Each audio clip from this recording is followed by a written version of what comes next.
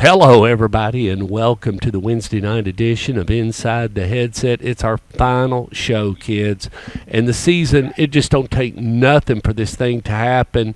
And then you find out, where you are and where you might go. And that's a guy we've got on the phone with us tonight as we start off in Helena, Alabama. And I got with me the head coach of the Helena Huskies, head coach Richie Busby. How you doing tonight, Coach?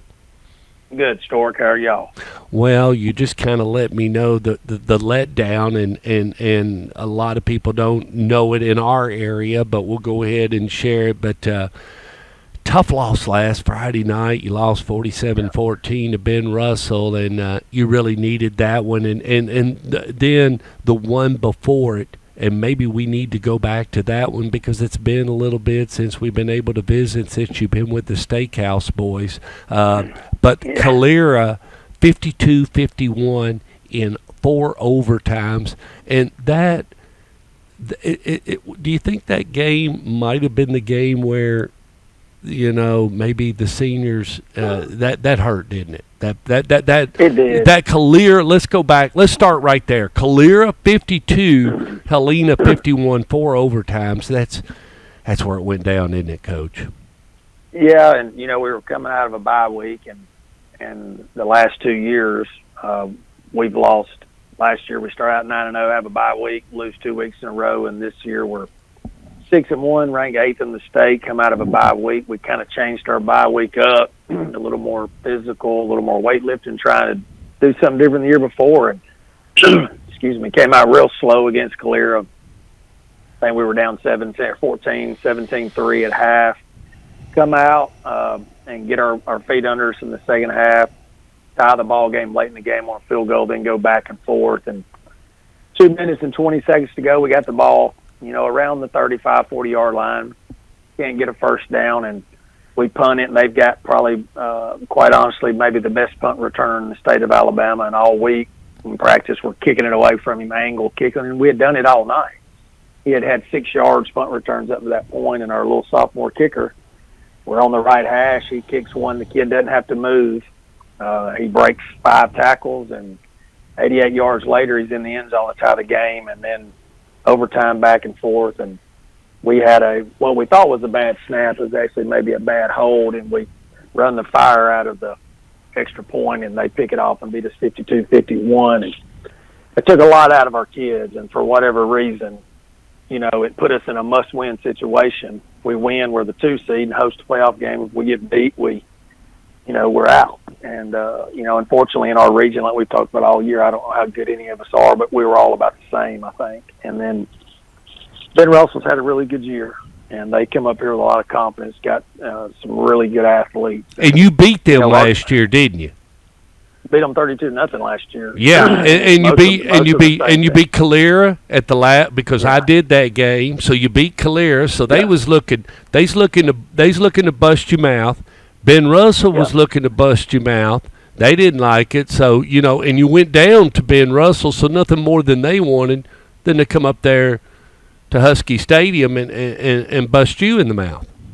That's exactly right. And at the end of the day, the bottom line is we didn't answer the bell.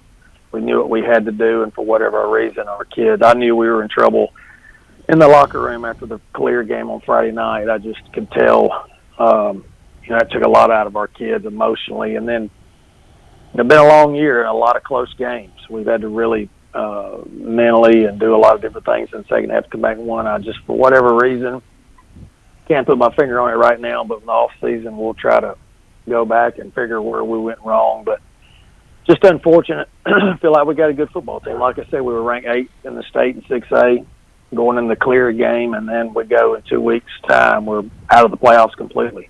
Wow. And then we got a very good improved Vestavia, 7A Vestavia tomorrow night, who has made the playoffs for the first time in a couple of years and is really playing well with their new coaching staff. So, and your idea is trying to keep the kids, focused on what they're doing, especially when they know they're not in the playoffs. And first time we've missed the playoffs there, so it's been a long week, and I hate it for our seniors, but it is what it is. Well, and the one thing you feared as a coach, and you kind of mentioned it to me and several times, you said, Stork, the only thing I fear is our team seems to, sometimes they set out the first quarter. They play, and they want to play, and they're in the game, but at the same time, the other team is scoring, and we're not. And we've got to find points when we get the ball. We got to get the ball. We got to go down and score, and we got to give the ball back to them. And you've told me that several times. We cannot, our own worst enemy, Stork, with some, the last 2 years. And now this has just been since I've known you. So this has been 730 days. You have said the one thing about the MO of your team is, third quarter, that they become a new team, and a new life comes in them, and they win ball games. And the one thing you always feared was, as you and I both have always known, you got to play all 4 quarters the same way, or you're not going to be a state championship team. And so they'll have to figure that out. I mean, you can tell them, but they have to figure that out, don't they, Coach? You got to come out like a bad man from, all 48 minutes. Yeah, and we spent a lot of time in the off season trying to figure out from a scientific standpoint, our practice time, all the things that you question, maybe looking for a reason of why we're in the position where we don't start out fast. And early in the year, we had some games where we kind of started out good, but, the other night against Ben Russell, we didn't play any of the 4 quarters. So it wouldn't have mattered. And to take nothing away from them, they're vastly improved. Their coaching staff has done a great job.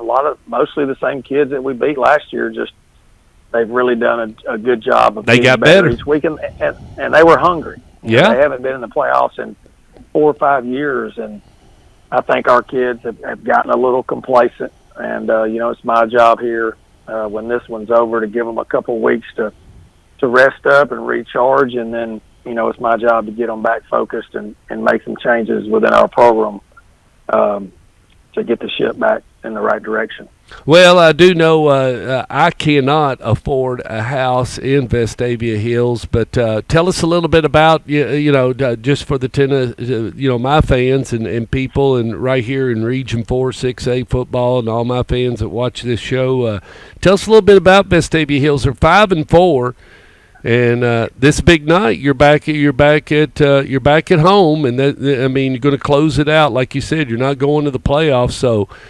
You got 48 minutes left of high school football for 2022, Coach Busby. So talk to me a little bit about Vestavia Hills. I mean, you said already it's a challenge to prepare mentally with the seniors knowing that this is the last one. But I mean, shoot, if it was me, you couldn't control me. I'd be ready to go right now. I mean, I'd be ready to play, Coach. Yeah. So take it away. And that's what I told them. I said, you got to let that go.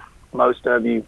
Maybe with the exception of 4 or 5 of you, this is the last time you're ever going to touch a high school football field. And football is like no other sport. There's no rec league. There's no church league. There's no men's league. It's final. When it's over, and you never get to go back on that field and chase that rush that you get from playing a high school football game. But Vestavia is another team playing with a great amount of just passion, and they're excited. They're in the playoffs first time in a couple of years. They're in the same region with Hoover High School, who beat them by 7 points. They're in the region with Thompson High School, Hewitt-Trussell. A tremendous region, and they've got 48 seniors. We don't have 48 upperclassmen. So, wow. It's going to be a challenge from a depth standpoint, just from a mental focus standpoint, a physical standpoint. And, hopefully our kids will come out and play and enjoy one last time on a high school field. Like I told them, you got nothing to lose now. You might as well go out and play the last 48 minutes for a lifetime, because 95% of them that is the last time they'll put a football helmet on. Well, Coach, I can't. It is our last show, and the last time, of course, you're going to put on the headset tomorrow night on a Thursday night. But and we wish you the best of luck. But as we were talking in the off, we would. We will have the opportunity to broadcast through the playoffs, and I've extended the invitation. We'd love for you to come up and slide a headset on and be on Stork Vision and watch the contraption run and watch a little Tennessee high school football. So we'll try to sync up with you and see if we can't get together and pull a game off and let you watch a little bit about what goes on in our world here.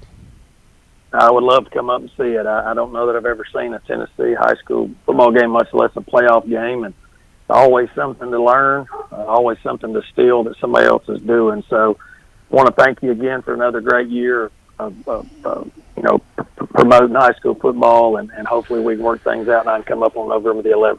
Well, yeah, and we had a big daggone time coming down there, and we always appreciate Hollywood, and I think he's even scheduled to be here on the 18th, so you never know. I may even get you a double weekend, but we will plan. We will automatically go ahead and plan for you to be here on the 11th, and we appreciate you. And Coach Busby, good luck tomorrow night against Vestavia Hills.